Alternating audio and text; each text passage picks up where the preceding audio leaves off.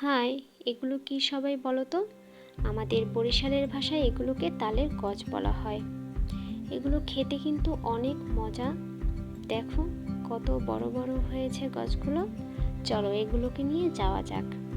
এই যে দেখো আমি আটিগুলো নিয়ে নিয়েছি।